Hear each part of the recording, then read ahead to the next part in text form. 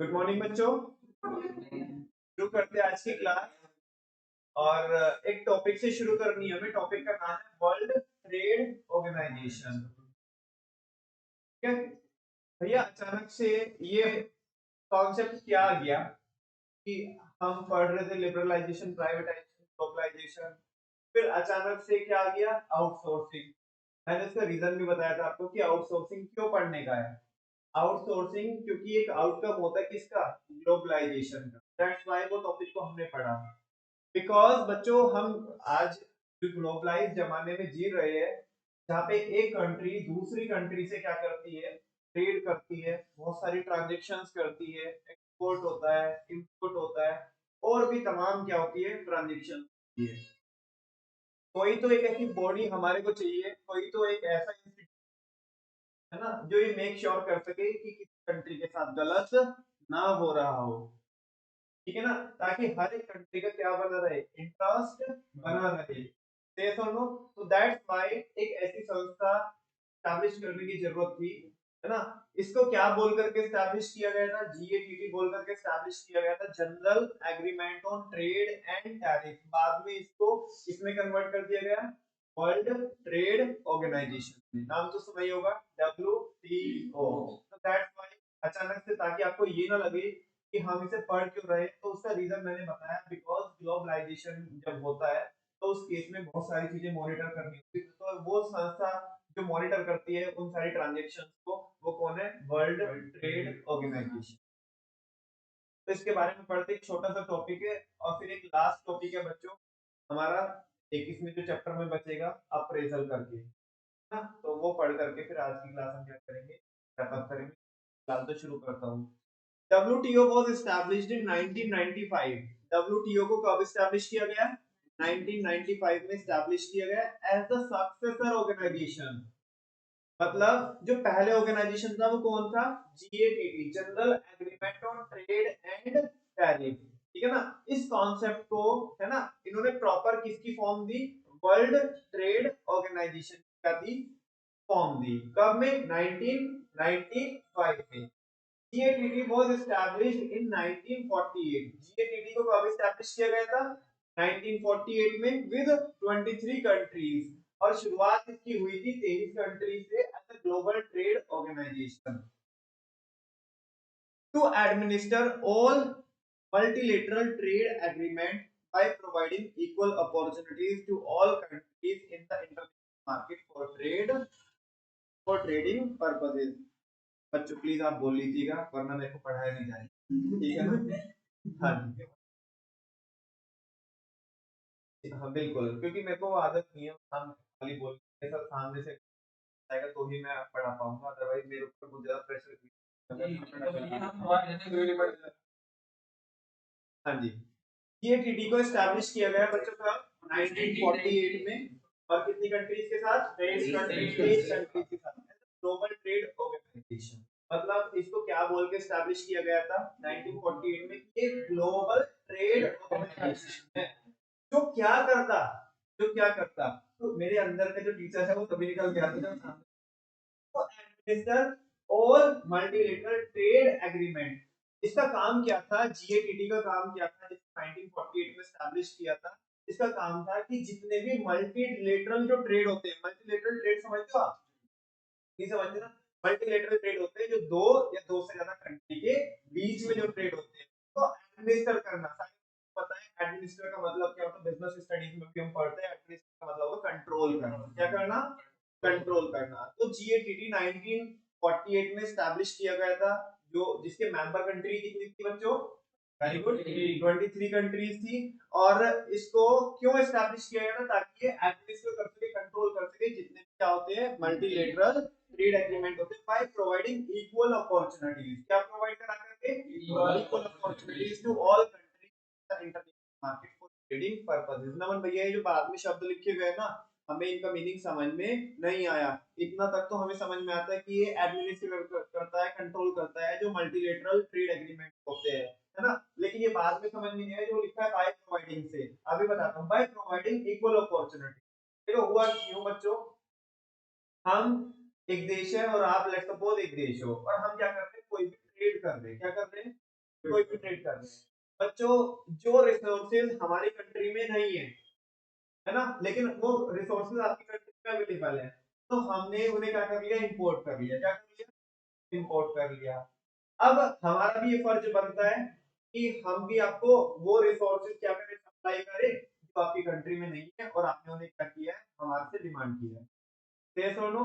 अच्छा, हुआ यूं कि कुछ कंट्रीज ऐसे करती थी कि मान ले जो हमें जरूरत है वो तो तुम्हारे से ले लिया हमने, लेकिन जो तुम्हें जरूरत है और वो हमारे पास उसकी अवेलेबिलिटी है, जब वो देने की बारी आई, वो मतलब ऐसे फ्री का कुछ नहीं चल रहा है, सब कुछ चल रहा है किसमें ही, पैसों में ही, है ना, मतलब फ्री में कोई ट्रांजैक्शन नहीं हो रही है, लेकिन हमने उसको मना कर दिया, हम नहीं दे रहे, हमारे पास थोड़ी भूखे बंगाली है, हमने ऐसे कह के डाल दिया। क्या सुनो, बात समझ में आ गई ना, मतलब अपना काम बनता काट देना, ये वाला काम था, है ना। तो ताकि सारी की सारी कंट्री को इक्वल अपॉर्चुनिटीज मिल सके, उनके साथ कोई चीज गलत ना हो, है ना। अगर कोई गलत हो भी तो कोई तो एक ऐसी संस्था हो जो इस चीज को क्या कर सके, इस चीज को लेकर के आपसे पूछ सके, आपको रिस्पॉन्सिबल ठहरा सके, या आपके साथ गलत ना हो, उस चीज के लिए आवाज उठा सके। तो दैट्स व्हाई बच्चों ये संस्था को लेके आना जरूरी था, और इस संस्था का काम यही था कि ये इक्वल अपॉर्चुनिटीज प्रोवाइड कराती थी to all countries in the international market. किसमें? इंटरनेशनल मार्केट में, फॉर ट्रेडिंग पर्पस में, ट्रेडिंग के पर्पस, ताकि कोई एक कंट्री दूसरी कंट्री के साथ क्या ना कर सके, चीटिंग ना कर सके, है ना। आगे बोल रहे हैं WTO is expected to establish a rule based trading regime in which nations cannot place arbitrary restrictions on trade। ये क्या लिखा है भैया, हमें समझ नहीं है, कोई बात नहीं, अभी आ जाएगा समझ। WTO को जो एस्टैब्लिश किया गया था, ठीक है ना, वो WTO को एस्टैब्लिश, उसके भी अपने कुछ रूल्स एंड रेगुलेशन थे। WTO क्या करता था, WTO एक फ्रेमवर्क क्या करता था, तैयार करता था, किस चीज के लिए, ट्रेडिंग के लिए, किसके लिए, यानी कि ट्रेडिंग के रूल्स एंड रेगुलेशन, नॉर्म्स तैयार करता था कि क्या फ्रेमवर्क रहेगा, कि अगर दो कंट्री आपस में क्या कर रही है, ट्रांजैक्शन कर रही है, डीलिंग कर रही है, एक्सपोर्ट इंपोर्ट में इंडल्ज है, तो उस केस में क्या क्या रूल्स एंड रेगुलेशंस रहने वाले। तो वो इसका काम क्या था WTO का, कि वो रूल या वो फ्रेमवर्क बनाता था जो किसके काम में आते थे, बाकी दूसरी जो दो कंट्रीज है, दो कंट्री जब वो ट्रेडिंग करते थे तो सब काम में आते थे, ठीक है ना। उन रूल्स एंड रेगुलेशन के बेसिस पे, उस फ्रेमवर्क के बेसिस पे ट्रेडिंग होती थी, ना कि ऐसा कि जिस कंट्री के मन में जो आए वो वैसी रेस्ट्रिक्शन बनाए। नहीं समझ में आया नमन भैया, बहुत घुमा फिरा के बोला, और सिंपल करके बोलता हूँ, ताकि कोई भी कंट्री दूसरी कंट्री के साथ व्यापार करते अपनी मनमानी रेस्ट्रिक्शंस ना लगाए, ट्रेड के ऊपर अपनी मनमानी ना चलाए, तो इस चीज को रोकने के लिए WTO का काम क्या था, कि WTO रूल्स एंड रेगुलेशन का क्या बनाता था, फ्रेमवर्क बनाता था, कि आप ट्रेडिंग करोगे तो अपने मन चाहे रूल्स एंड रेगुलेशन से नहीं करोगे, कि हम इतनी यूनिट बेचेंगे, इतनी नहीं बेचेंगे। आप अगर डील कर रहे हो तो आपको किसके फ्रेमवर्क के अकॉर्डिंग डील करना पड़ेगा, WTO के फ्रेमवर्क के, वो लिखा हुआ है। WTO is expected to establish a rule-based trading regime in which nations cannot place arbitrary restrictions। WTO से ये एक्सपेक्टेशन थी कि वो एक रूल बेस्ड एक फ्रेमवर्क क्या करेगा, तैयार करेगा, जहाँ पे जो नेशन अलग अलग जो कंट्रीज है वो क्या नहीं कर सकते, आर्बिट्रेरी मतलब अपनी मनमानी, है ना, अपने मनमानी क्या नहीं कर सकते, रेस्ट्रिक्शंस नहीं लगा सकते किसके ऊपर, ट्रेड के ऊपर, ठीक है ना। In addition its purpose is also to enlarge the production and trade of services to ensure optimum utilization of world resources and the, और साथ में जो इंटरनेशनल ट्रांजैक्शन हो रही थी उनको रेगुलेट करना पर्पस था। एक वो फ्रेमवर्क बना करके साथ में इन्हें मेक श्योर ये भी करना था कि ताकि क्या कर सके, ये जो प्रोडक्शन है इसका, गुड्स और सर्विसेज का, उसके होराइजन को ये क्या कर सके, एनलार्ज कर सके, उसके दायरे को बढ़ा सके, और जो ये इंश्योर कर सके, मेक श्योर कर सके तो अलग अलग कंट्रीज के जो रिसोर्सेज है उनका क्या हो, ऑप्टिमम यूटिलाइजेशन हो, और कोई भी रिसोर्स वेस्ट ना हो, along with the protection of environment.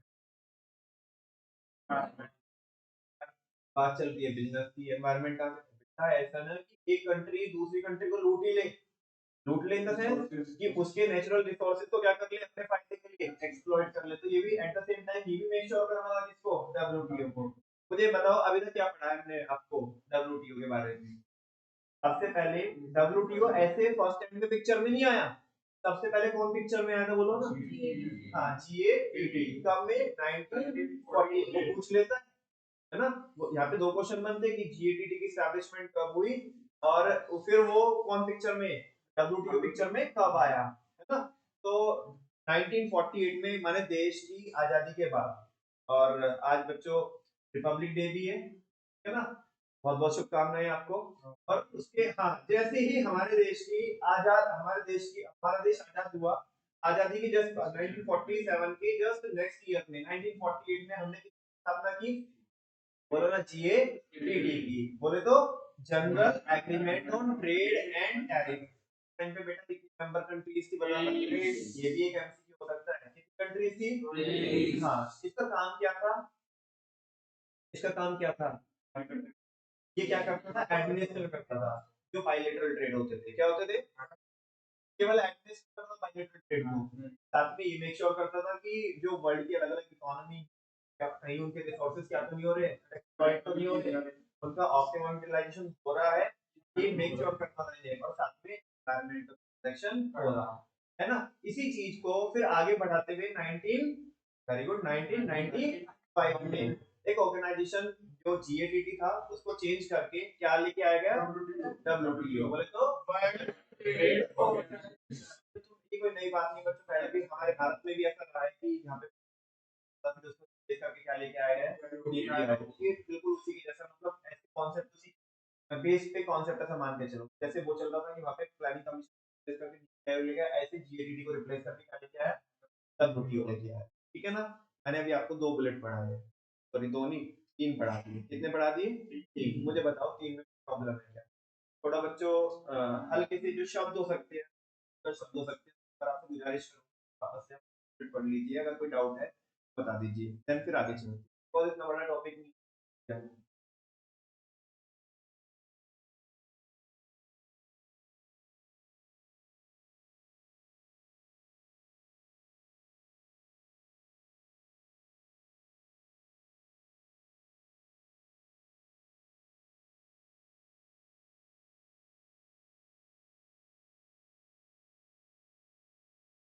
आया समझ? नेक्स्ट है बच्चों, the WTO agreements cover trade in goods as well as services. जो डब्ल्यूटीओ एग्रीमेंट होते हैं, उसमें गुड्स को तो कवर किया ही जाता है, साथ में किसको भी कवर किया जाता है?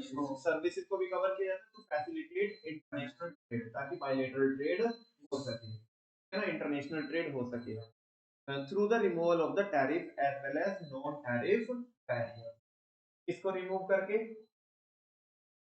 ये भी हो सकता कि हमें जिस कंट्री से गुड्स मंगाने हैं, ठीक है ना, तो हमने उनसे गुड्स मंगा लिए और उन्हें बहला करके या कैसे भी करके यहाँ पे हमने उन्हें बहुत ज्यादा क्या नहीं दिया, कष्ट नहीं। लेकिन जब वो हमारे देश के साथ व्यापार कर रहे थे, अपने प्रोडक्ट हमारे कंट्री में बेचना चाहते थे, तो उन पे बहुत ज्यादा क्या लगा दी थी, मतलब कंट्री ऐसा करती थी, क्या करती थी, बहुत ज्यादा हैवी कस्टम ड्यूटी लगा देती थी, टैक्स देना पड़े, ज्यादा देना पड़े। एक तो कंट्री को फायदा होता था, तो टैक्स कलेक्शन ज्यादा होता था, दूसरा उनके प्रोडक्ट महंगे हो जाते थे, तो क्या होता था कि अपने जो सप्लायर होते थे उन्हें बचा। तो ऐसे क्या ना, इन चीजों को, इन अनडिजायरेबल प्रैक्टिसेस को अवॉइड करने के लिए डब्ल्यूटीओ ने क्या किया, जो बहुत सारी जो टैरिफ और नॉन टैरिफ जो रेस्ट्रिक्शन थी। टैरिफ तो टैक्सेशन के रिगार्डिंग कि भाई एक कंट्री ने दूसरी कंट्री की एंट्री पे उनके इंपोर्ट पे इतना ज्यादा हैवी टैक्स लगा दिए, तो वो चीजों को कंट्रोल किया। और नॉन टैरिफ जो रेस्ट्रिक्शन होती है, जो अदर देन क्या होती है, टैक्सेशन होती है, other than very good tariff होती है, अदर देन कैसे, जैसे कि उनके ऊपर क्वांटिटेटिव रेस्ट्रिक्शन लगाना। क्या लगाना? Quantitative restriction. बस तुम इतना ही हमारे यहाँ पे कर सकते हो, इतना ही इंपोर्ट, हाँ इतना ही हम तुम्हारे से इंपोर्ट करेंगे, या तुम हमारे यहाँ पे टैक्सेशन रिगार्डिंग होती है, अदरवाइज क्या होती है, टैक्सेशन। ठीक है ना? तो ये डब्ल्यूटीओ क्या करता था, बहुत सारी टैरिफ और नॉन टैरिफ जो बैरियर्स होती थी, क्या करता है, प्रोवाइडिंग ग्रेटर मार्केट एक्सेस। और क्या प्रोवाइड कराता था? Greater market access to all the member country.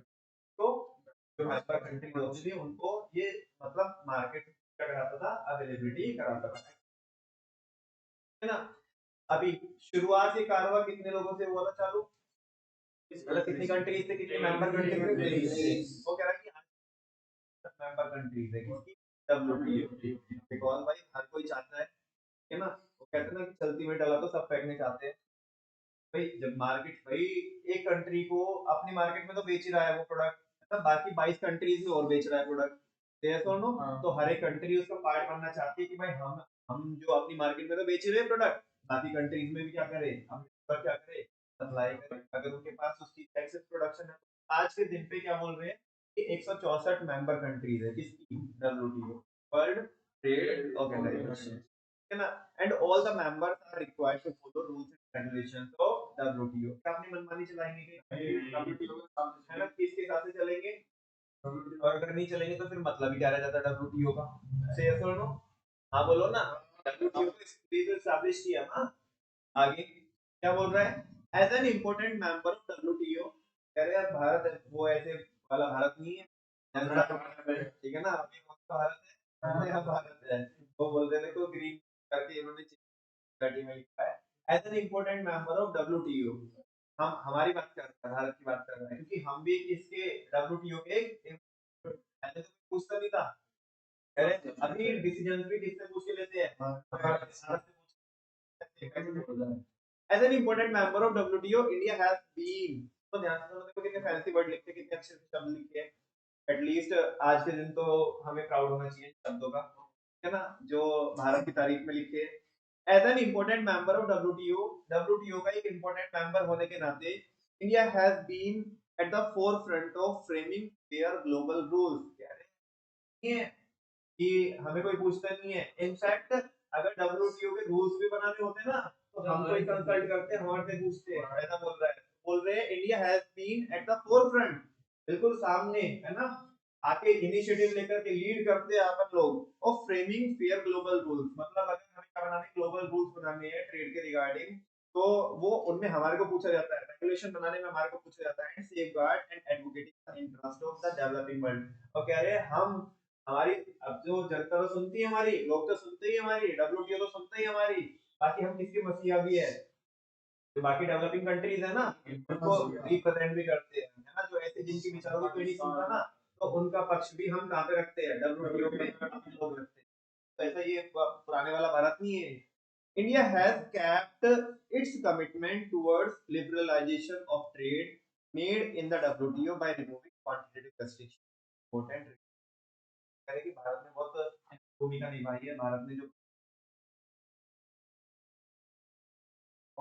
कह रहे हैं कि यहाँ पे इंडिया ने जो अपने कमिटमेंट है लिबरलाइजेशन, हाँ, जो किसको किए थे, डब्ल्यूटीओ को किए थे, वो उन्होंने बाखूबी निभाए है, इसको रिमूव करके, अब तो हम पढ़ ही चुके हैं कि लिबरलाइजेशन में अलग अलग सेक्टर में फॉर्म्स की क्वांटिटेटिव रेस्ट्रिक्शंस क्या करके हटा करके इंपोर्ट पे, और रिड्यूसिंग टैरिफ रेट और अपने टैक्सेशन रेट्स को हटा करके अपना कमिटमेंट है किया है, पूरा किया,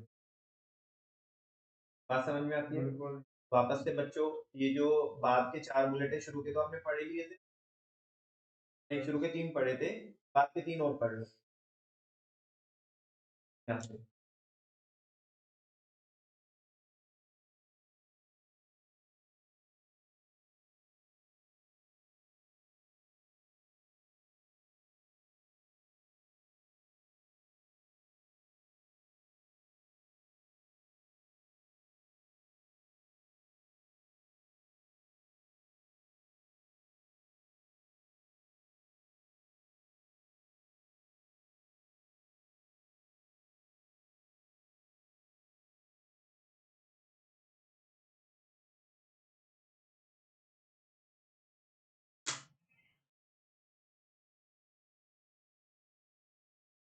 डब्ल्यूटीओ के तारीफ में अगर आपको 3 नंबर में लिखना हो, लिख देंगे आप, कैसे शुरुआत करेंगे, क्या लिखेंगे, डब्ल्यूटीओ एक ये का जो कब में एस्टैब्लिश किया गया था, 1948, जो को सक्सेसर कब में एस्टैब्लिश किया, 1995, शुरुआती दौर में कितनी मेंबर कंट्रीज, हाँ, तो ये तो इसके बारे में बताएं नॉर्मली, है ना, ये इसको बनाया क्यों, हमने एस्टैब्लिश क्यों, हमने नहीं मतलब इन द सेंस इसको प्रॉपर बनाया क्यों गया, हमने नहीं बनाया भाई, ताकि जितने भी बायलैटरल जो क्या होते हैं ट्रेड होते हैं उनको एडमिनिस्टर कर सके, और इसका काम होता है रूल्स एंड रेगुलेशंस बनाना, है ना, ताकि क्या हो सके, ये मेक श्योर किया जा सके कंट्री के साथ गलत ना हो रहा हो, साथ में रिसोर्सेज का ऑप्टिमम यूटिलाइजेशन हो रहा हो, और प्रोटेक्शन हो रहा हो किसका, एनवायरनमेंट का। अगर वो पूछे ऑब्जेक्टिव बताओ डब्ल्यूटीओ के, मेरे को ऐसे अब मेरे को चिल्लाना मत कि भैया कहाँ पे बताया आपने डब्ल्यूटीओ के ऑब्जेक्टिव का, यही तो ऑब्जेक्टिव है, ताकि हम क्या कर सके, एडमिनिस्टर कर सके किसको, बोलो ना, जो बायलैटरल ट्रेड एग्रीमेंट है उनको एडमिनिस्टर कर सके, एनवायरनमेंट का प्रोटेक्शन कर सके, रिसोर्सेज का ऑप्टिमम यूटिलाइजेशन हो, और किसी के ना, ये उसके क्या है ऑब्जेक्ट। और बाकी फिर किसके बारे में बताना है, भारत का स्टैंड बताना है डब्ल्यूटीओ, लास्ट वाले बुलेट में वही तो है ना, भारत की ऐसा नहीं है कि हमें कोई पूछता नहीं है, फैक्ट हमारे को लोग पूछ करके क्या करते हैं, पॉलिसीज बनाते हैं ना, वर्ल्ड के लिए पॉलिसीज बनाते हैं ट्रेड और एग्रीमेंट रिगार्डिंग, है ना। इनफैक्ट इतना ही नहीं है ना, बाकी जो लोग बोल नहीं पाते, जो अपना पक्ष नहीं रख पाते, जो डेवलपिंग है, छोटी छोटी मेंबर कंट्री, छोटी छोटी डेवलपिंग कंट्रीज है, उनके उनके लीडर भी है, कौन भी है, लीडर भी है ना, एक मोदी जी बोलते हैं कराओ इस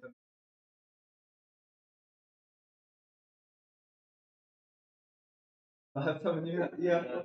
हाँ जी, चलो बच्चों, फाइनली बच्चों, जो चैप्टर के अंदर जो बेसिकली जो कॉन्सेप्ट थे वो तो पूरे हो गए, है ना, आपको याद है ना, आपको वो फ्लो चार्ट याद है ना, इकोनॉमिक रिफॉर्म्स के दो बच्चे, स्टेबलाइजेशन स्ट्रक्चरल रिफॉर्म्स के तीन बच्चे, एल पी जी लिबरलाइजेशन पांच बच्चे, फॉरेन ट्रेड फिर है दो दो चार चार पांच तीन, फिर लिबरलाइजेशन दो तरीके से होता है, एक तो बाई आता है, एक ही तरीके से होता है प्राइवेटाइजेशन, बोलने के लिए बोला उन्होंने। फिर ग्लोबलाइजेशन के पांच तरीके हैं, पांच पॉलिसीज अडॉप्ट की ग्लोबलाइजेशन, तो याद है ना। उसके बाद हमने पढ़ा क्या, एक टॉपिक क्या पढ़ा, बोलो ना, आउटसोर्सिंग, और एक पढ़ा हमने डब्ल्यूटीओ। आज एक टॉपिक है जो लास्ट टॉपिक है, और इसके साथ साथ ये चैप्टर क्या हो जाएगा, मतलब खत्म हो जाएगा, आज ही खत्म, वो तो कल ही जाता है, लेकिन बदकिस्मत। An appraisal of economic reforms, topic क्या है, पहले तो मुझे टॉपिक समझाओ, मैं नहीं पढ़ाया। An appraisal of economic reforms की, इकोनॉमिक रिफॉर्म्स को कैसे बढ़ाया गया, फायदे क्या हुए, केवल फायदे,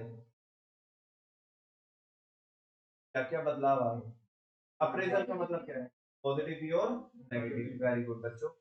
ये टॉपिक को आप थोड़ा ड्यू केयर के साथ पढ़ना, बिकॉज इसका जब क्वेश्चन होता है ना, आपको ये भी समझ में नहीं कि क्वेश्चन आया कहाँ से है, ये तो हमने पढ़ा ही नहीं था, है ना, तो आपको ड्यू केयर के साथ पढ़ना पड़ेगा। अप्रेजल का मीनिंग वही है जो आप बिजनेस स्टडीज में पढ़ते हो, परफॉर्मेंस अप्रेजल करके एक टॉपिक पढ़ते हैं, हाँ जी, कौन सी प्रोसेस का पार्ट होता है परफॉर्मेंस अप्रेजल, स्टाफिंग प्रोसेस का पार्ट होता है। अप्रेजल का मीनिंग क्या बताया, इवैल्यूएट करना, वेरी गुड, अप्रेजल का मतलब होता है इवैल्यूएट करना, इवैल्यूएशन। अब हम क्या कर रहे हैं ना, इवैल्यूएशन कर रहे हैं, क्या कर रहे हैं, किसका इवैल्यूएशन, एम्प्लॉइज का नहीं, इकोनॉमिक रिफॉर्म्स का, कि क्या सही हुआ है और क्या गलत हुआ है, केवल ये देखेंगे क्या सही हुआ है और क्या किस चीज को कंसीडर किया गया है, किस चीज को नेग्लेक्ट किया गया है। तो एक बात बताओ, जैसे मैं आपको अभी त्यागी जी ने बोला ये फायदे देखेंगे, मैं थोड़ा सा इसका चेंज करके मैं एक है आपको वो पॉइंट दिखाता हूँ कि जिसके ऊपर अभी तक हमारी नजर नहीं गई, तो हमारी नजर नहीं गई इन द सेंस की नजर नहीं गई, चैप्टर में एग्रीकल्चर की कई बात हुई है, तो ये इस चीज को हाईलाइट करेगा। अप्रेज कर रहे हैं ना, इवैल्यूएट कर रहे हैं कि इकोनॉमिक रिफॉर्म से क्या फायदे, और साथ में क्या भी देखेंगे, इस चीज को इग्नोर किया गया, किस एरिया में तो बात ही नहीं की उन्होंने, बात हुई केवल और केवल इंडस्ट्री को ग्रो करने की, सेकंड को करने की, और फॉरेन ट्रेड की बात हुई है, एग्रीकल्चर की तो कहीं बात हुई नहीं है, तो इस तरह के कुछ पॉइंटर्स और भी हैं, है ना, ज्यादातर आपको समझ में आएंगे, एक दो काफी अच्छे pointers. Economic reforms created mixed reaction at different level, जो इकोनॉमिक रिफॉर्म्स हुए उनका मिक्स्ड रिएक्शन रहा है, ठीक है ना, अलग अलग लेवल। कैसे, वो अभी पता पड़ेगा आपको। Let us discuss some of the positive and negative aspect of economic reform. ये पॉजिटिव भी देखते हैं और नेगेटिव भी। पहले बात कर रहा है किसकी, मेरिट्स ऑफ इकोनॉमिक रिफॉर्म। किसकी बात कर रहा है, मेरिट्स ऑफ। पहला और बहुत सिंपल पॉइंट है बच्चों, इनफ्लो ऑफ फॉरेन इन्वेस्टमेंट। भाई प्रॉब्लम ही यही थी ना, तुम देखोगे ना ये जो टॉपिक चल रहा है मेरिट, ये किसका ऑपोजिट चल रहा है, जो रीजन था ना, रीजन, रीजन का क्या चल रहा है, ऑपोजिट चल रहा है। भाई जब बिजनेस करते ही नहीं थे लोग, ग्लोबलाइजेशन का जमाना नहीं था, बाहर से लोग आते ही नहीं business करने, तो यही तो प्रॉब्लम थी। इसी की वजह से तो क्या करना पड़ा, रिफॉर्म करना पड़ा था। अब इसका फायदा क्या हुआ, तो फायदे की बात कर रहे हैं, तो फायदा यही हुआ कि जो हमें चाहिए था वो आ गया। क्या चाहिए था, फॉरेन इन्वेस्टमेंट हमें चाहिए थी, तो वो आ गई। इनफ्लो हुआ किसका, फॉरेन। एक बात तो बताओ यार, ग्लोबलाइजेशन हुआ और फॉरेन इन्वेस्टमेंट ना आए तो हो ही नहीं सकती की वजह से, तो अदरवाइज तो फिर तो हमारी इकोनॉमी फिर पहले ही क्रैश हो जाती ना।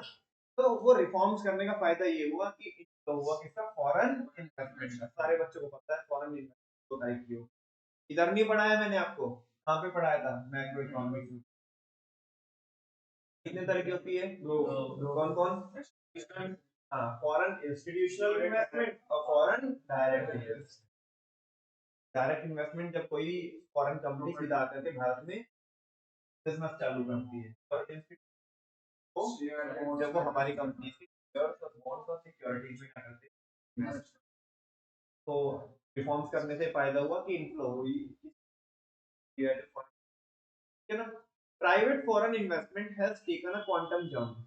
देखो कितने फैंसी वर्ड यूज कर रहा है, जो कह रहा है कि प्राइवेट जो फॉरेन इन्वेस्टमेंट थी उसमें काफी अच्छा खासा जंप देखने मिला है। क्वांटम मतलब अच्छी खासी क्वांटिटी में जंप देखने मिला आपको after the adoption of LPG policy. इसको अडॉप्ट करने के बाद एलपीजी पॉलिसी को अडॉप्ट करने के बाद का नंबर ध्यान से सुनना।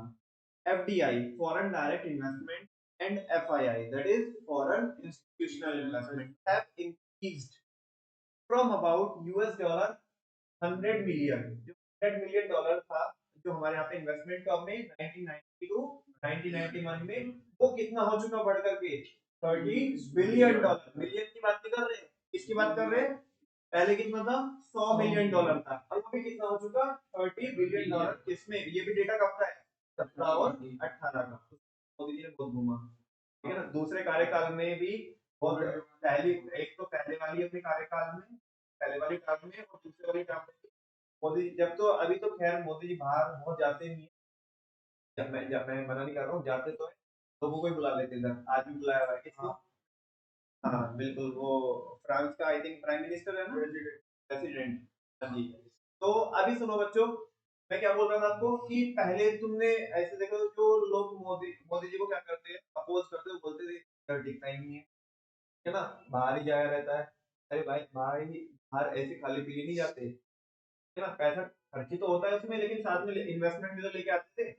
नंबर कब का है, 17-18 का, अभी जो नंबर क्या है बढ़ के आया है, लेकिन हमें उससे मतलब नहीं है, सही एग्जाम में है ना। बोलो उस टाइम पे 1990 और 91 में हमारे यहाँ पे फॉरेन इन्वेस्टमेंट का इनफ्लो कितना था, 100 मिलियन डॉलर। कितना था, 2017 में बढ़ के कितना हो गया, 30 मिलियन।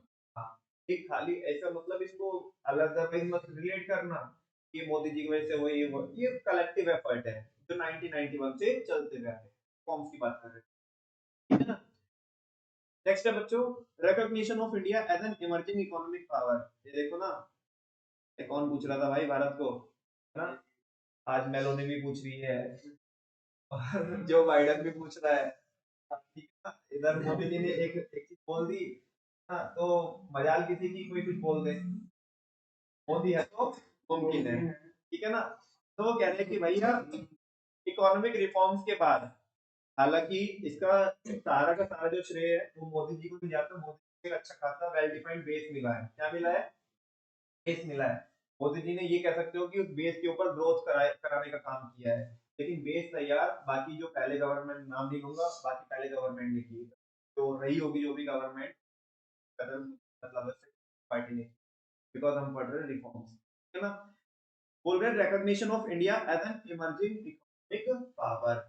जो अब भारत है ना, भारत को पहचाना जाने लगा है ना, किस नाम से या किस किस चीज के लिए पहचाना जाने लगा कि भारत अब क्या है, उभरती हुई क्या है, अर्थव्यवस्था है, जहाँ पे हर एक कंट्री भारत के साथ क्या करना चाहिए, ट्रेड करना चाहता है ना, हर एक कंट्री।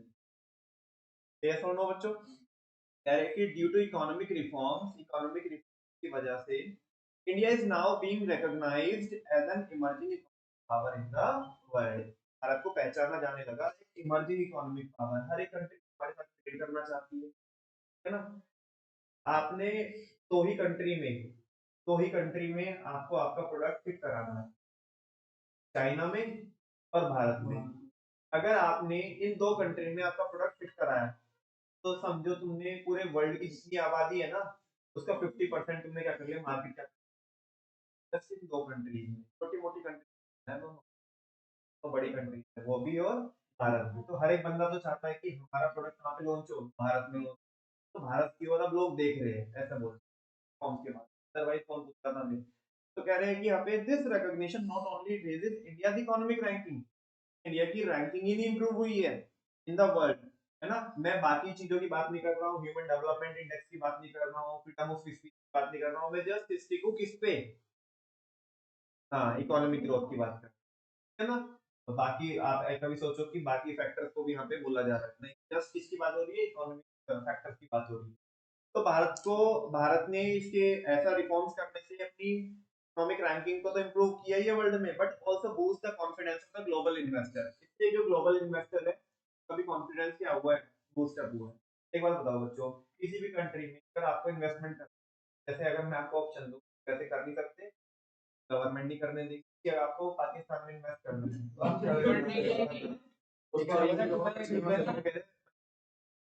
सोचूंगा भी नहीं, तब तो गवर्नमेंट करने ही देगी।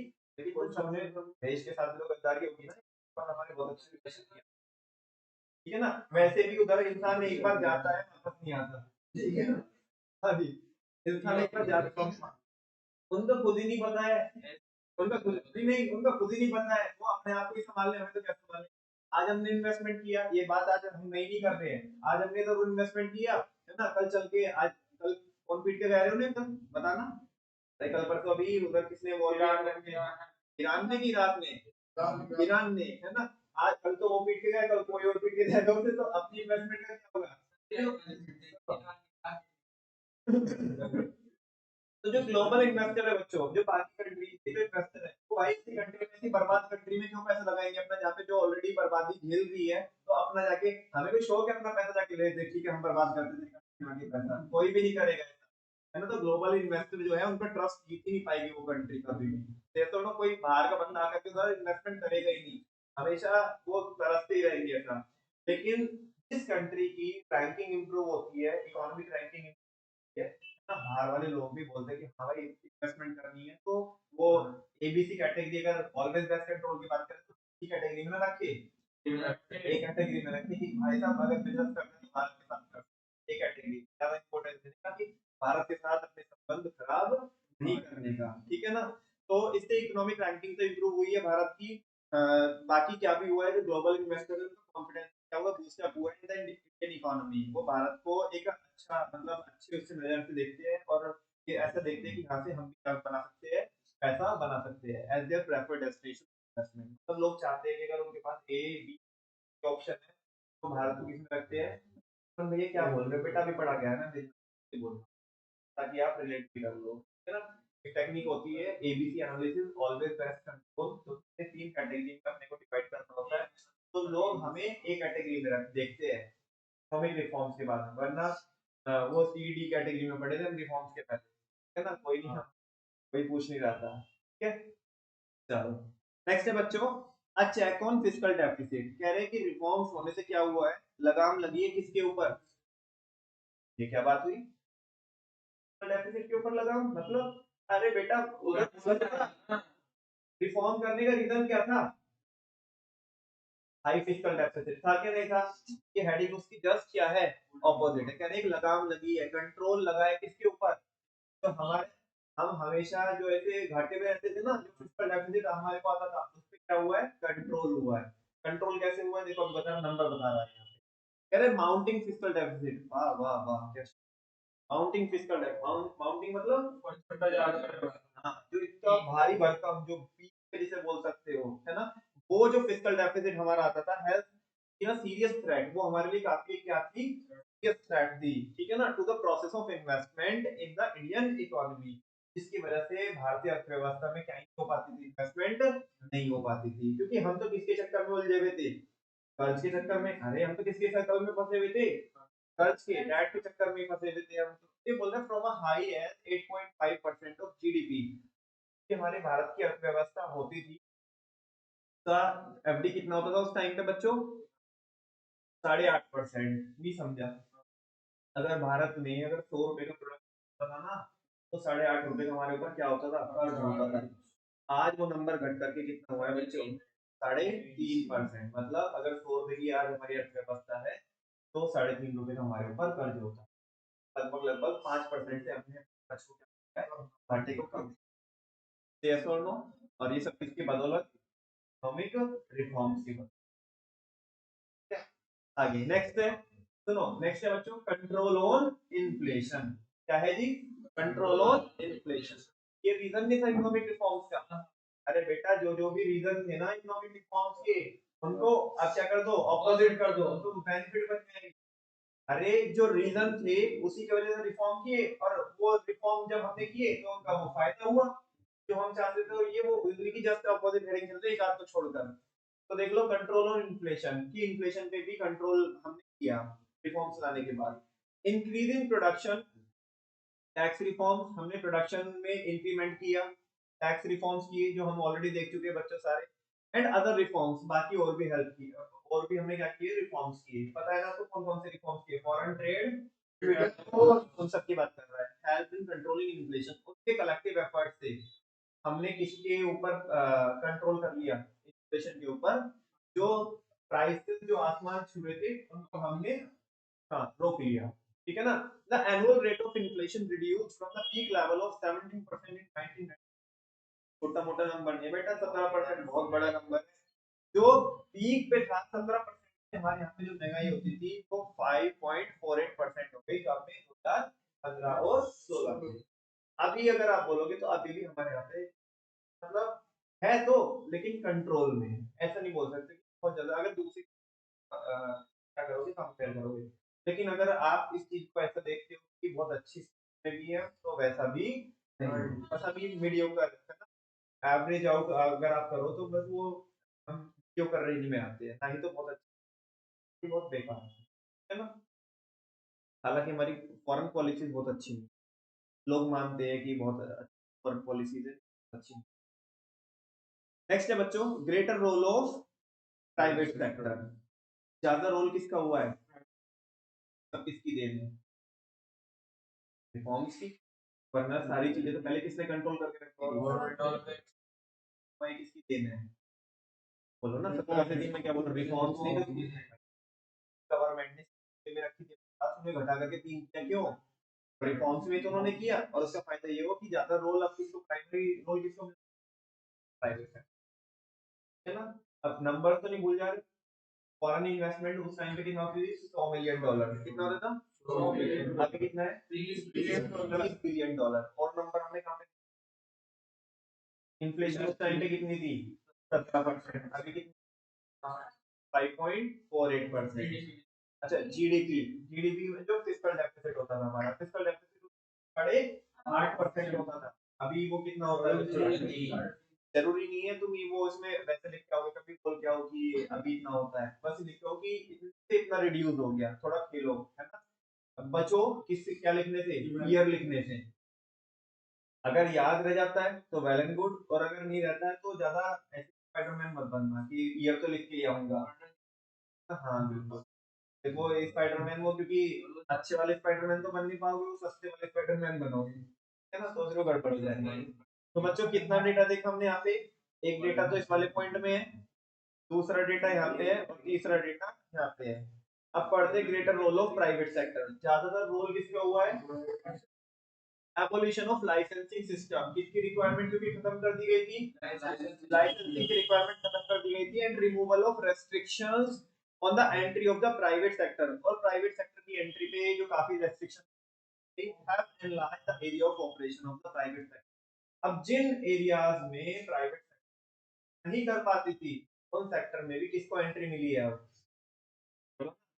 किसका हो रहा है, जो है वो चार्ज हो गया, प्राइवेट स्कोप बढ़ गया उनकी, ठीक है ना। तो वो चीज है, ये तो मैं बिल्कुल भी नहीं बताऊंगा, और बिजनेस वाले बच्चों से मार्केट हो गया, आज पहली बार नहीं पढ़ रहे, पता नहीं कितनी बार पढ़ रहे हैं, और ये तो इसके इस हेडिंग के ऊपर तो पूरा चैप्टर पढ़ते हैं, और बिजनेस का चैप्टर पढ़ते 50 पेज का लगभग है ना, 45-50 पेज का।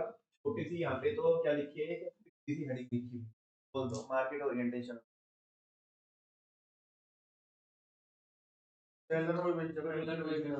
पहले कौन सा कॉन्सेप्ट चलता था, छोड़ दो, पहले क्या होता था, सेलिंग कॉन्सेप्ट चलता था, क्या चलता था, सेलिंग कॉन्सेप्ट। हमने जो बनाया वो तुम्हें खरीदना पड़ेगा, लेकिन आज हम मार्केटिंग कॉन्सेप्ट पे शिफ्ट कर रहे हैं, अब सेलिंग कॉन्सेप्ट नहीं चलता, मार्केटिंग। अब कस्टमर क्या नहीं करता है, जो तुमने बनाया वो नहीं खरीदता, कस्टमर वो खरीदता है जो वो खरीदना चाहता है, तुम्हें वो बनाना पड़ेगा, and you have to produce that which and on. अब ऐसा नहीं है कि जो तुमने बना दिया कस्टमर पागल हो जाएगा, ये तो ये रिफॉर्म्स के बाद ऐसा हुआ है, तो शिफ्ट हुआ है सेलिंग कॉन्सेप्ट से मार्केटिंग कॉन्सेप्ट में, मार्केट ओरिएंटेशन। और ये बच्चों हेडिंग आज की हेडिंग, ये उधर मार्केटिंग में तो पढ़ते ही हम, कि हमने आपको बिजनेस एनवायरनमेंट में पढ़ाई है ना।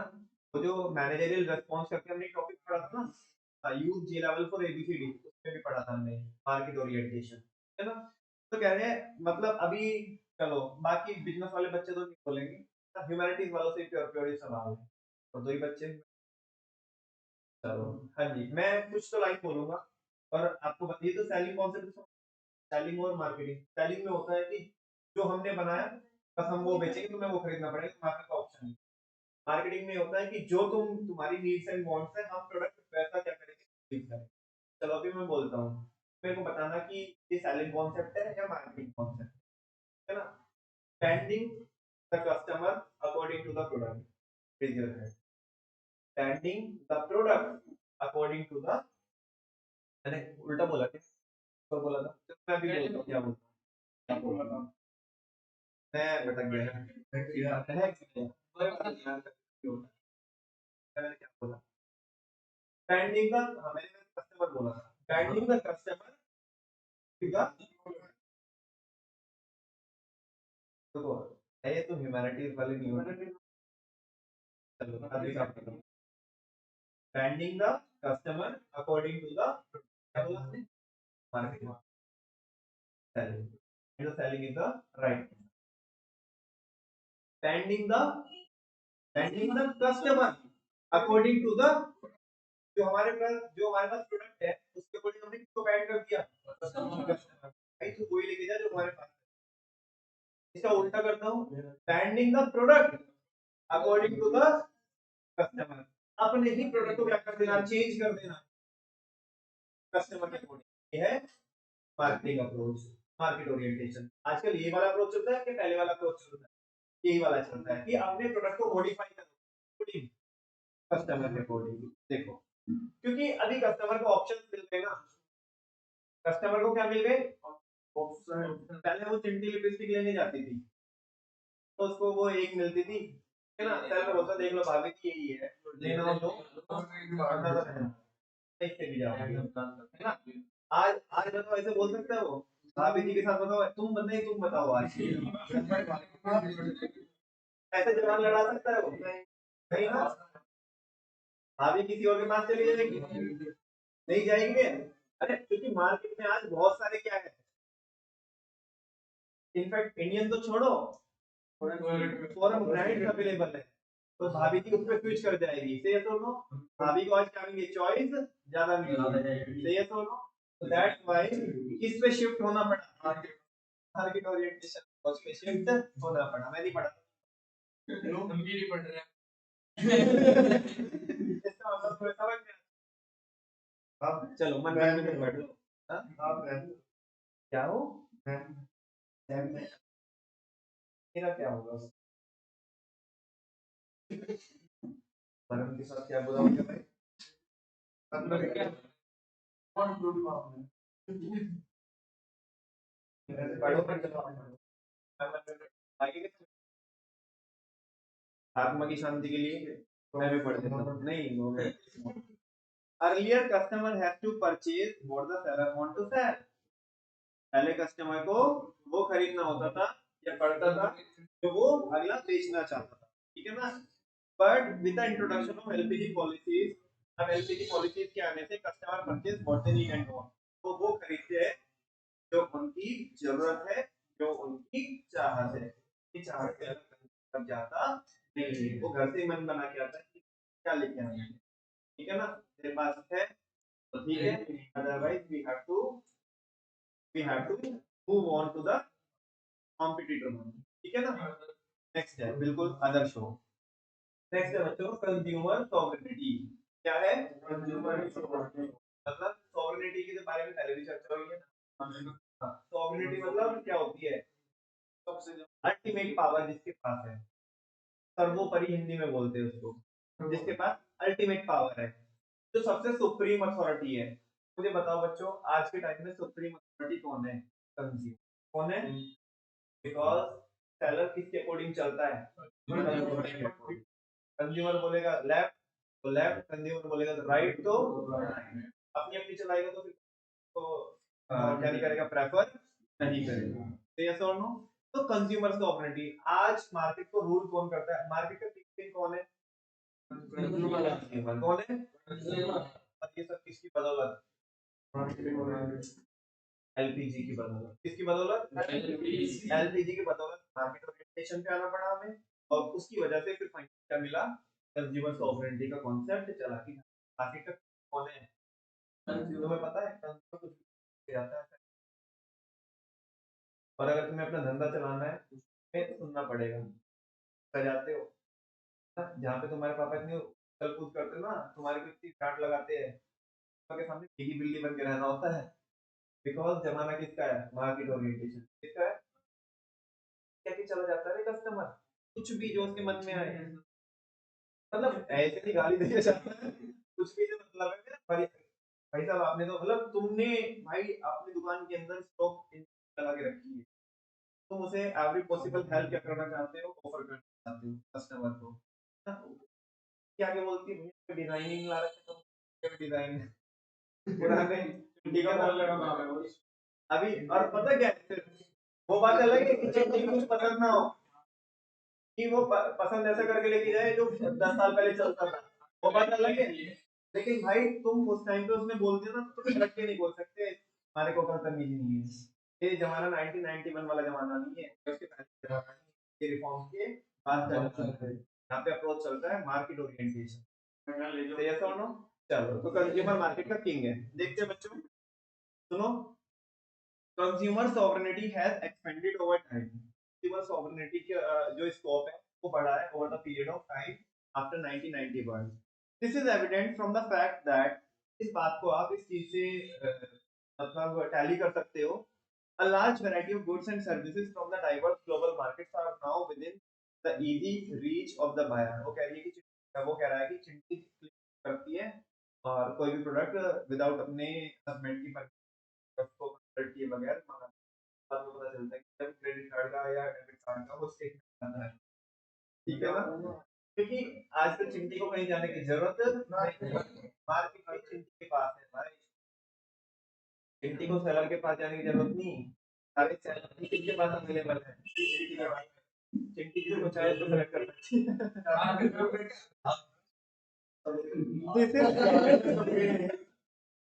इधर देख लेना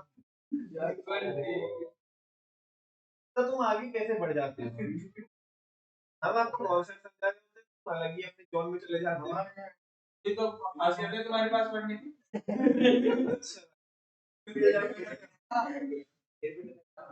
this is evident from the fact that Ayushman भरपूर है अरे कॉन्सेप्ट तो ये चल रहा है।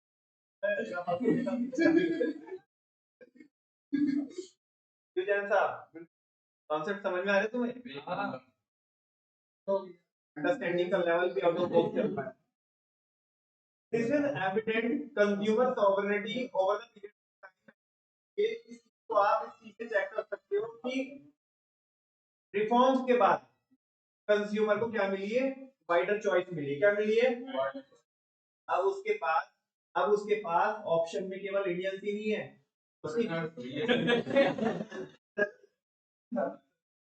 मेरी बात पूरी नहीं हो रही तुम यार कहीं होता है अब चल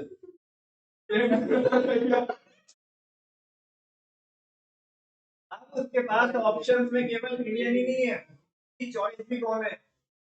फॉरेनर है। कौन है? जो फॉरेन ब्रांड है, ठीक है ना, वो है। तो वो क्या हुआ है, उसका जो चॉइस है, चॉइस क्या हुई है? एनलार्ज हुई है, ठीक है ना। तो लार्ज वैरायटी ऑफर से गुड्स एंड सर्विसेज के from the diverse global market, वो भी कहां से? अलग अलग ग्लोबल मार्केट से, are now with the easy reach of the buyer. अब वो बायर की क्या है? बायर्स को मतलब अलग अलग जो सप्लायर्स है, जो ग्लोबल सप्लायर्स है, उनका एक्सेस बायर के पास अब इजीली है, ठीक है ना। Producers are widely responding to the consumers choice and preferences, है ना। अभी तुम एक बार बोलो तो सही, तुम एक बार किसी भी सप्लायर को बोलो तो सही कि हमें ये प्रोडक्ट चाहिए, इतना हो के उनका कस्टमर रिलेशनशिप मैनेजमेंट जो सिस्टम है वो इतना स्ट्रांग है कि जब तक आप खरीदी करोगे नहीं ना, तो तब तक वो आपका पीछा छोड़ेंगे नहीं, है ना। वो इतना आपको इतना भाव दे रहे हैं, इतना आपको अच्छा अच्छा फील करा रहे हैं, आपको विश भेज रहे हैं। बताओ, मतलब तुम्हारे बर्थडे पे तुम्हारे घर वाले तुम्हें विश नहीं कर रहे, मोहल्ले वाले नहीं पूछ रहे, कोई नहीं पूछ रहा, तुम्हें कंपनी वाले तुम्हें मैसेज कर रहे हैं बर्थडे। मैं स्कूल में जब जा स्कूल में अच्छा स्कूल की एप्लीकेशन भी आ जाती है। चलो वेरी गुड। तो देखो ना तुम्हारी कितनी इज्जत है, जहाँ पे तुम्हें कोई भाव नहीं दे रहा, तुम्हें कंपनी वाले भाव दे रहे हैं, ठीक है ना। तो कह रहे producers are widely responding, producer बहुत क्या कर रहे हैं? वाइडली रिस्पोंड कर रहे हैं कंज्यूमर की चॉइसेस को और प्रेफरेंसेस को, कि कंज्यूमर चाहता क्या है, उसकी चाहत क्या है, उसकी चाहत को पूरा करने में लगे हुए हैं। कॉन्सिक्वेंटली इसकी वजह से हुआ क्या बच्चों? The overall level of expenditure of the household has tended to rise. जब वो इतना अच्छा अच्छा फील करा रहे हैं, उनको वही प्रोडक्ट दे रहे हैं जो वो चाहते हैं, कंज्यूमर का जो खर्चा हुआ है वो क्या हुआ है? इंक्रीज हुआ है, ठीक है ना। Implying an overall rise in the welfare of people. वो तो है ही है कि अलग, अदरवाइज बता रहा हूँ आपको कि जो इकोनॉमिक एक्टिविटी लेवल है वो तो बढ़ा ही है, वो कह रहे हैं कि लेकिन लोगों का जो लिविंग स्टैंडर्ड है वो भी क्या हुआ है? रेज हुआ है, ठीक है ना। नेक्स्ट है बच्चों इंक्रीज इन एक्सपोर्ट्स। इससे किस में इंक्रीज हुआ है? हमारे एक्सपोर्ट में इंक्रीज हुआ है, बिकॉज़ जब हमने बहुत सारी हटाई है, इनफैक्ट एक्सपोर्ट ड्यूटी तो बिल्कुल क्या ही कर दी, खत्म कर दी। वो तो जोड़ा बढ़ते हमारे एक्सपोर्ट बढ़े, बहुत सारी हेडिंग्स हैं। During the reform period India experienced a considerable increase in export. हमारे जो एक्सपोर्ट हुए हैं वो काफी बढ़े हैं, वो भी कौन कौन से सेगमेंट में? ऑटो पार्ट्स में, इंजीनियरिंग गुड्स में, आईटी सॉफ्टवेयर में, है ना। जो सॉफ्टवेयर वगैरह जितना भी सारे मेजरली भारत से ही होता है, और टेक्सटाइल वगैरह, है ना। इन गुड्स और सर्विसेज का डिफरेंट किया है, हमारे जो एक्सपोर्ट्स है वो बढ़े। नेक्स्ट है बच्चों, एक बात बताओ, जब एक्सपोर्ट बढ़ेंगे फ्री में दे रहे होंगे हम सामान, नेक्स्ट हेडिंग पिक्चर में आती है rise in foreign exchange reserve. तो हमारे उधर उस टाइम पे जो हमारे पास अगले 2 हफ्तों का भी फॉरेक्स नहीं था ना, अभी वो रिजर्व कह रहा है कि हमारे बढ़े, है ना। किसकी बदौलत? एलपीजी की बदौलत। देखते हैं depletion of foreign depletion of forex reserve was one of the compelling reason. हमारे फॉरेक्स का कम होना एक क्या था? एक कंपेलिंग रीजन था क्या करने का? गवर्नमेंट को कि किस पे शिफ्ट होने का, मतलब एलपीजी लाने का मेन कारण ये था हमारे पास फॉरेन एक्सचेंज के रिजर्व्स नहीं थे, ऐसा बोल रहा है वो क्लियर शब्दों में। Thanks to these policies, oh my God क्या बोल दिया, थैंक्स टू दीज पॉलिसीज, क्या? Thanks to these policies. इंसानों को समझ में आता है, पॉलिसीज को भी कह रहे कि अरे बोलो ना, मत take low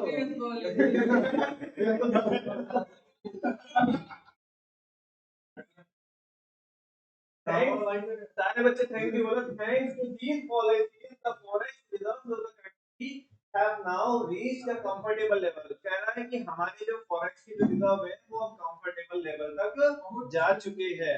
there has been an increase in the foreign exchange reserves from about US dollar 6 billion in 1990 to 91. वो कहते हैं कि जो उस टाइम पे 1990 के अंदर जो कितने रिजर्व्स होते थे 6 बिलियन डॉलर के जो रिजर्व्स होते थे वो बढ़ करके बेटा कितना में देखा 925 413 बिलियन डॉलर हुए 18-19 में और नया नंबर देखोगे तो और भी ज्यादा है बिल्कुल ठीक है ना now India is one of the largest forex reserve holders in the world अब भारत जिनके पास सबसे ज्यादा फॉरेक्स रिजर्व है ऐसी कंट्री में हमारा भारत ठीक है ना ये सुनो बच्चों अच्छा डेटा तो नहीं भूल गए क्या क्या डेटा ये चौथा है ना चौथी हेडिंग का डेटा है मतलब तीन हेडिंग पहले आई है क्या था ये चौथी हेडिंग थी बताना पहले वाली कौन सी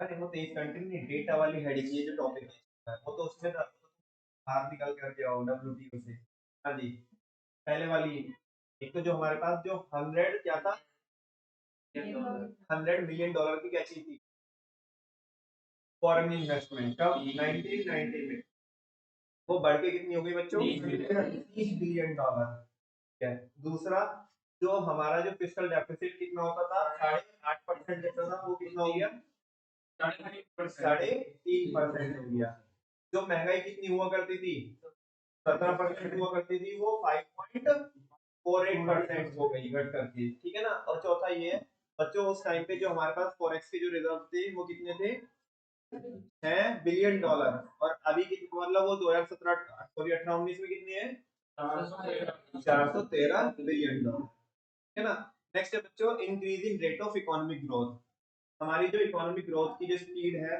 जो पेस है उसमें भी क्या हुआ है इंक्रीज हुआ है the growth in GDP was 5.6 1980 to 91 के 80 के दशक में जो हमारी जो जीडीपी ग्रोथ रेट थी मतलब जो हर साल जो प्रोडक्शन बढ़ता था ठीक है ना मतलब खाली ये नहीं बोल सकते प्रोडक्शन बढ़ता था तो अप्रोप्रिएट बोलूंगा कि GDP because you know very well GDP बढ़ती है प्राइस के बढ़ने से भी और प्रोडक्शन के बढ़ने से भी तो जो जीडीपी हमारी ग्रो करती थी अगर 100 रुपए की जीडीपी थी हमारी तो कितने की हो जाती थी हर साल हमारी जीडीपी 105 रुपए 60 पैसे की फिर उसके ऊपर कितनी ग्रोथ होती थी 5.6% की मतलब ऐसे ऐसे कंपाउंडिंग ग्रोथ ऐसे होती थी लेकिन वो बढ़ करके कितना हुआ बच्चों 2007 से 12 में कितना हुआ 8.2% बच्चों इस मायने में तो बोलना चाहूंगा आज के टाइम पे मैं नंबर बोल दूं इधर लेकिन आप चेक करके देखना आज जीडीपी ग्रोथ का जो रेट है वो बहुत कम है ना मतलब अभी की बात कर रहा हूँ वो कह रहे कि 2007 से 12 तक बढ़ी है ना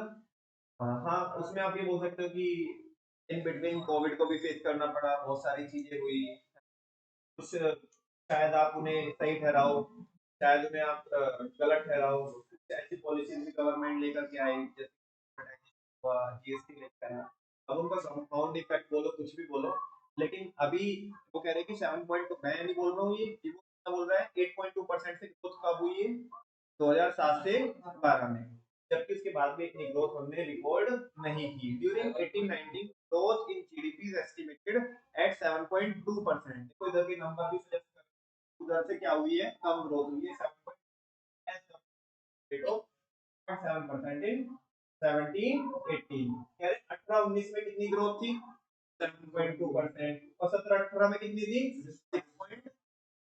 और तुम देखो ये नंबर सब किसके पहले की है कोविड के पहले की है अभी आपने निकाला 7.3 नहीं लगता 7.3 नहीं होगी ठीक है ना आप थोड़ा प्रॉपर सोर्सेज से एटलीस्ट एनसीईआरटी की जो सोर्सेज है उससे ही अगर हम क्या करें कंपेयर करें ठीक है ना तो उतनी ग्रोथ नहीं है और अगर उतनी ग्रोथ है भी तो उसमें इन्फ्लेशन का जो कंपोनेंट होगा वो बहुत ज्यादा होगा ठीक है ना यहाँ पे जो जीडीपी ग्रो कर रही है उससे खैर चलो हमें क्या मतलब अभी फिलहाल हमारे सिलेबस के लिए इतने ही नंबर हम काफी है वैसे ऑलरेडी बहुत सारे नंबर है फालतू के चक्कर में निकालना चाहते हो जल्दी से बोलो बच्चों उस टाइम पे ग्रोथ कितनी होती थी 5.6% वो बढ़कर के कितनी हुई रिफॉर्म्स की वजह से 8.2% और फिर वो मतलब आप अगर ये याद रख सको तो वेल एंड गुड और नहीं नीचे वाले नंबर याद रख सको तो फिर कोई ज्यादा वो नहीं है बिकॉज वो पर्टिकुलर इसमें है वो ईयर्स में दिए हुए उतना ज्यादा उसमें बस ऊपर वाले तो एक बार देख लेना ताकि आप लिख सको कि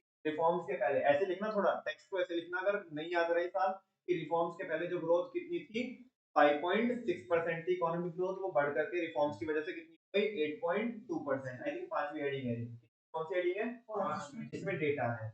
ये सुनो, हेडिंग तो बहुत सारी है, A B C D E F G H I J, 10 heading है। कितनी हेडिंग है? 10 में से 5 में क्या है? डेटा है, 5 नॉर्मल हेडिंग, ठीक है ना। डिमेरिट्स बाद में देखते हैं, फिलहाल ये देखो यहाँ पे इसकी एमटी देखो बच्चों जल्दी से। मेरिट्स ऑफ इकोनॉमिक रिफॉर्म्स, काफी बड़ी एमटी है। Foreign investment in Indian firms, ध्यान से सुनना, अपने आप में यही एक स्टेटमेंट है। Foreign investment in Indian firms, क्योंकि टॉपिक क्या है? मेरिट किसका?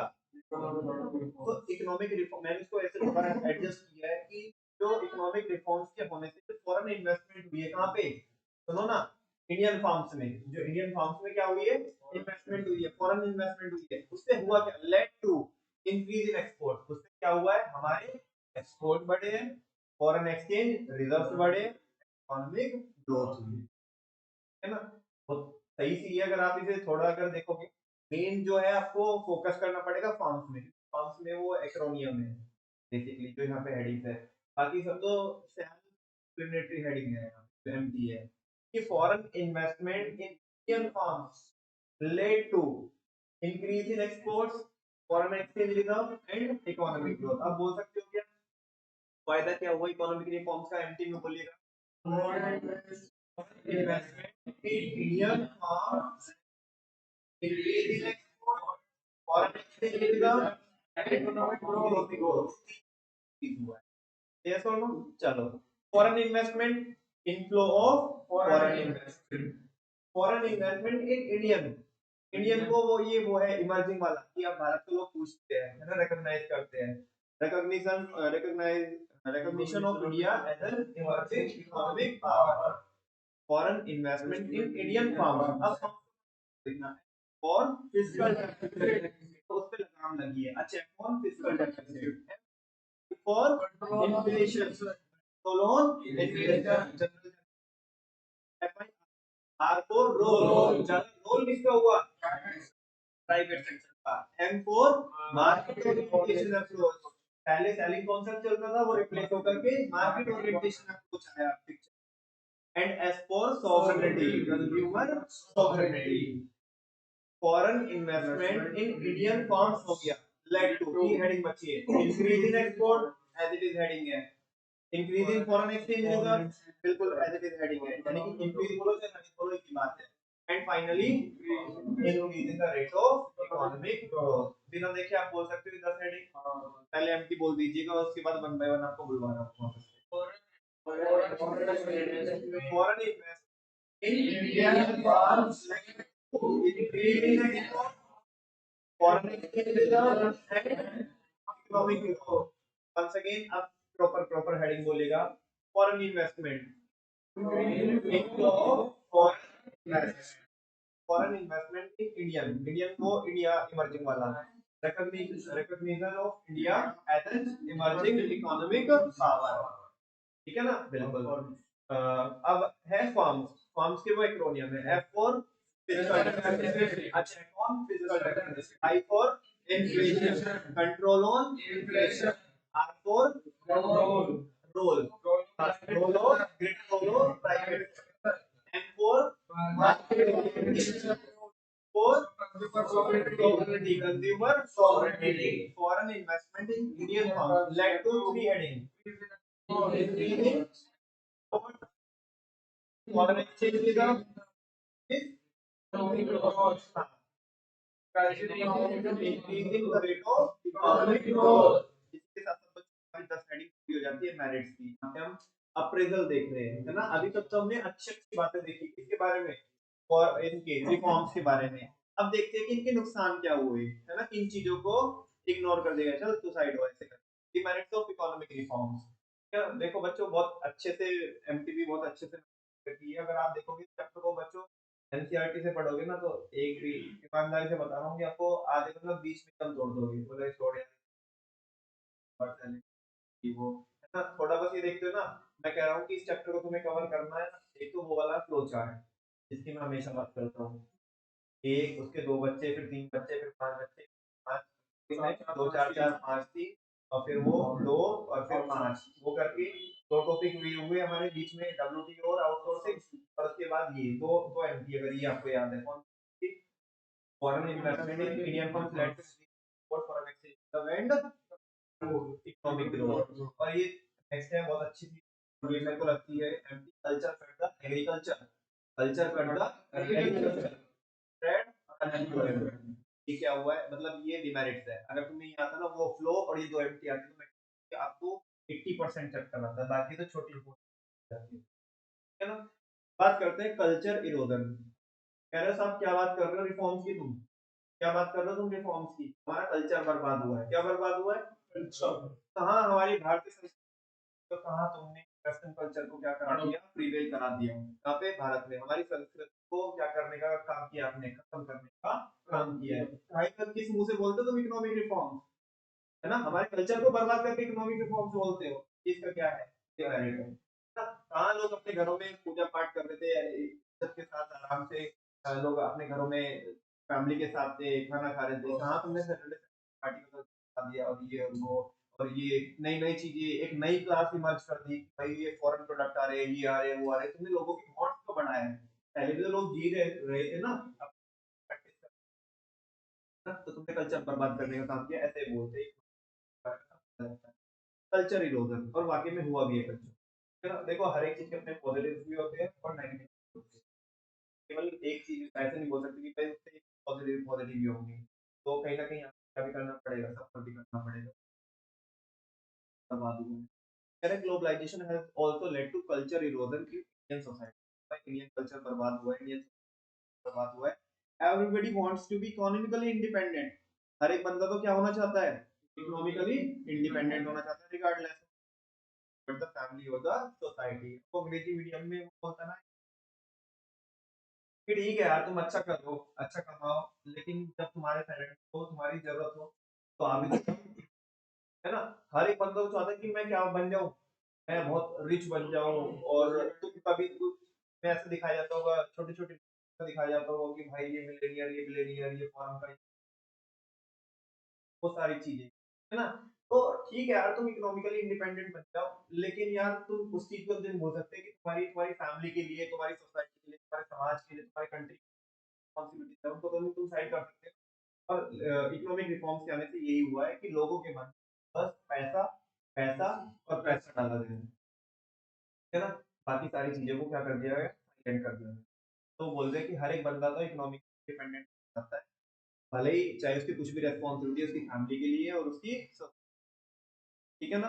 तो ये दिक्कत है। नेक्स्ट है स्प्रेड ऑफ कंज्यूमरिज्म, किसको फैलाया गया है? जब हम बात करते हैं $5 ट्रिलियन की इकोनॉमी की, किसकी बात करते हैं? $5 ट्रिलियन की इकोनॉमी की बात करते हैं। आज हमारी इकोनॉमी $3 ट्रिलियन की है, हम बात करते हैं किसकी? $5 ट्रिलियन की। कैसे होगी वो इकोनॉमी? जब कंज्यूमर की वांट्स को क्या किया जाएगा, सेटिस्फाई नहीं किया जाएगा, एनहांस किया जाएगा। आज तुम्हारी जरूरत 5 प्रोडक्ट की है और तुम 5 ही खरीदते जा रहे हो, तो इकोनॉमी तो कंसिस्टेंटली कहीं पे रहेगी ना। $3 ट्रिलियन की अगर आज इकोनॉमी आ रही है हमारी, तो उस पर रहेगी ना, अगर तुम आज 5 प्रोडक्ट का कंजप्शन कर रहे हो। लेकिन अगर हम उसे $5 ट्रिलियन पे लेके आना चाहते हैं, तो जो तुम आज 5 प्रोडक्ट यूज कर रहे हो, अरे 5 के बजाय हमें 8 करने पड़ेंगे। कितने करने पड़ेंगे? तुम्हें ऐसा एहसास करना पड़ेगा कि तुम्हारी जिंदगी में कमी है इनकी, 3 प्रोडक्ट की, तुम्हें ये भी खरीदने चाहिए। और बेटा आज यही हो रहा है, इंसान के पास जो कुछ है वो उसमें सेटिस्फाइड नहीं है, जो उसके पास नहीं है वो उसी की तलाश में है ना। वो सुकून को पाने के लिए वो सुकून ही त्याग करके रखा है उसने, जो चीज उसके पास नहीं है। और सारे बच्चों को पता है ह्यूमन वांट्स आर अनलिमिटेड, ये कभी पूरी होने वाली नहीं है। ये सुनो, तुमने इकोनॉमिक ग्रोथ के लिए इसको बढ़ावा दिया है, कंज्यूमरिज्म को। कंज्यूमरिज्म को बढ़ावा देने का मतलब है तुमने लोगों की वांट्स को क्या किया है, क्रिएट किया। जिन चीजों की हमारी जिंदगी में जरूरत भी नहीं थी, है ना, जिनके बगैर भी हमारी जिंदगी चल सकती थी, उनको भी ऐसे दर्शाया गया, ऐसे मार्केट में प्रेजेंट किया, ये नहीं खरीदा या ये चीज यूज नहीं की तो तुम्हारी जिंदगी अधूरी है, ये तो वो चीज है। तो कंज्यूमरिज्म, लोगों की वांट्स, तुम देखो ना, एक बार मार्केट में निकल के देखो, या तुम देखो कभी कभी तो तुम्हें लगता है इसकी भी प्रोडक्ट आता है मार्केट, इसकी भी जरूरत है लोगों को। मतलब तुम, मैं थोड़ा एक एग्जांपल देता हूँ। लोग ऐसा कैसा, अगर मैं यूट्यूब की बात करूँ तो लोग यूट्यूब पे कर रहे हैं दरवाजा कैसे बंद करें।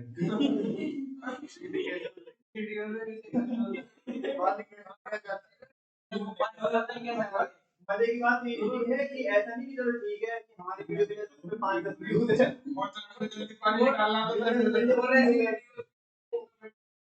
और करते भी ये लोग, करते भी ये मतलब कभी कभी तो जिंदगी में हमें इस चीज की भी जरूरत है क्या ऐसे, मतलब चलो ये तो फिर भी तुम्हें ठीक नजर आता है, मैं अभी क्लास है मेरी भी कुछ मर्यादा है, कुछ बोल नहीं सकता बहुत ज्यादा, तो ऐसे ऐसे प्रोडक्ट आते हैं जिनकी कोई जरूरत है ही नहीं है, और बस बिना फालतू में क्या करके रखी है, उनकी मार्केट में क्या करके रखी है, डिमांड क्रिएट करके रखी है, लोग क्या करते हैं उन्हें यूज भी करते हैं उस प्रोडक्ट को, जबकि उनकी जिंदगी में ऐसा नहीं कि अगर वो प्रोडक्ट हमें नहीं मिला तो क्या कुछ तो हमारी जिंदगी में अधूरापन रह गया, ये सुन लो।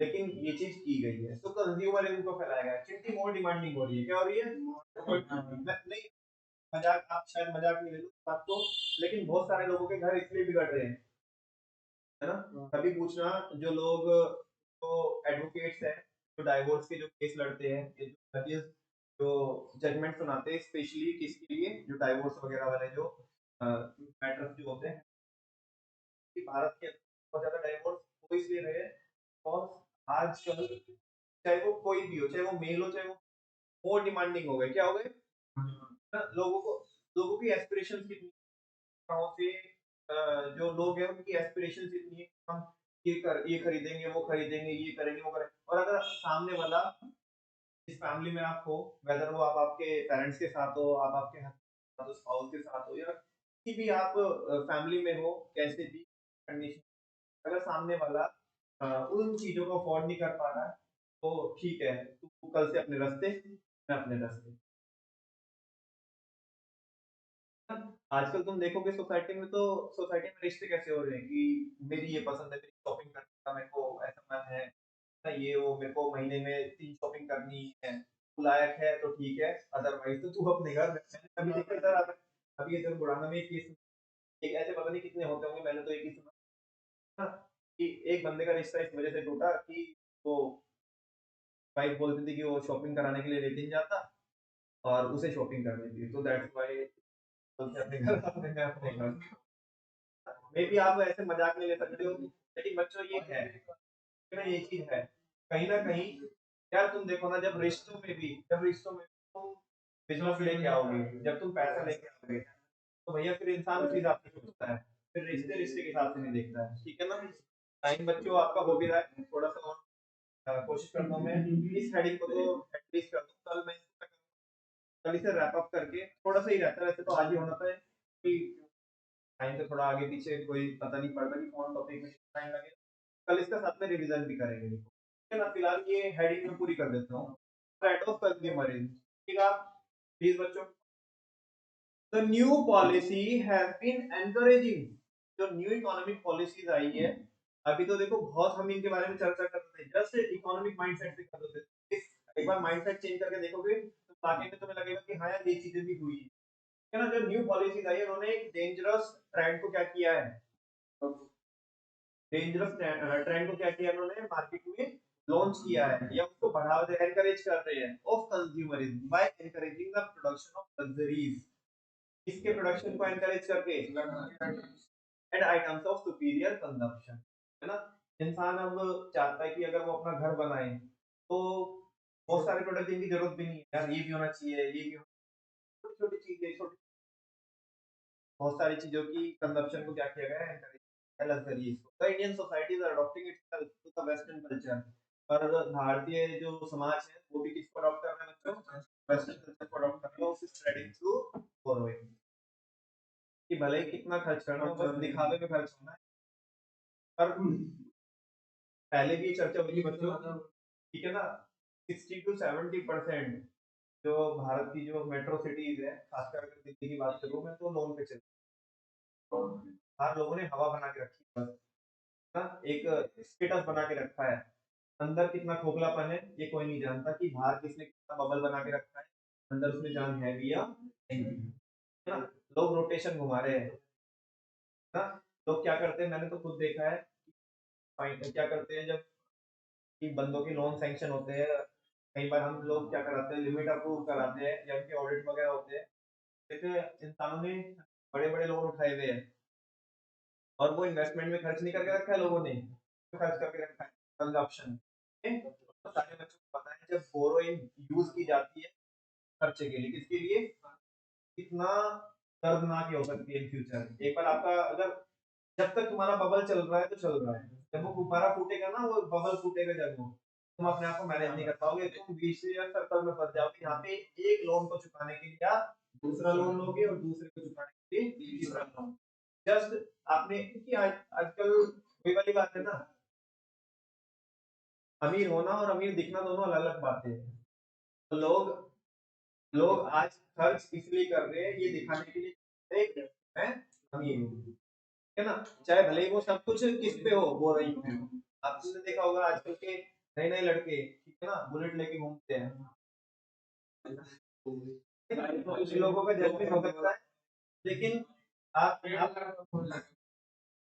मैं तुम्हें रियलिटी में बता रहा हूँ। मेरा फ्रेंड है और मतलब बहुत अच्छी खासी इनकम है, बहुत अच्छी खासी इनकम, एक डिसेंट लेवल जिसको बोलते हैं इनकम का, वो लेवल है।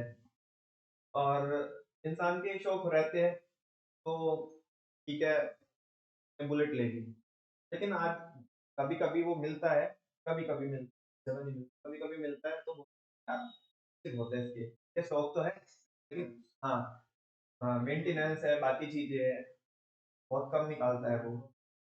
तो और ऐसे वो बंदा बहुत अच्छी एक डिसेंट इनकम अर्न करता है, वेल टू डू फैमिली से। और जो लोग जिनकी एक पैसे की इनकम नहीं है, उनके मुंह से मैंने कभी ऐसे शब्द नहीं सुने। बहुत सारे लोग ऐसे हैं, पैसे की लेकिन बुलेट लेके घूमते हैं, आईफोन लेके, वो कभी इस चीज को नहीं बोलेंगे। मुझे ये समझ नहीं आता कि लोग इतना करते क्या हैं। क्या वो बस जस्ट बाहर पे एक बबल बना हुआ है, अंदर कोई खोखलापन है। हाँ, जो इंसान कमाता है, जिसकी अच्छी एक डिसेंट इनकम है, उसे समझ में आता है कि यार ये अभी तो हमें बहुत मजा आ रहा है इसमें, लेकिन जस्ट ये कुछ जस्ट डेप्रिशिएबल एसेट है और इसको मेंटेन करने में बहुत पैसा लगता है। लेकिन बहुत सारे आप देखोगे कि ऐसे सड़क तोड़ते रहते हैं, बिल्कुल, कि इधर से छुट्टी हुई तो इसके साइन करते हैं, उधर से छुट्टी हुई तो उसके साइन, तो पता नहीं लोग कैसे मैनेज करते हैं।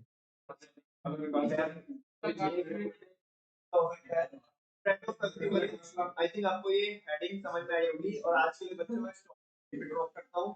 और कुछ हेडिंग इसमें बची है छोटी छोटी सी, कल अगले 15 मिनट में हेडिंग क्या रहेगी कंप्लीट हो जाएगी। आज के लिए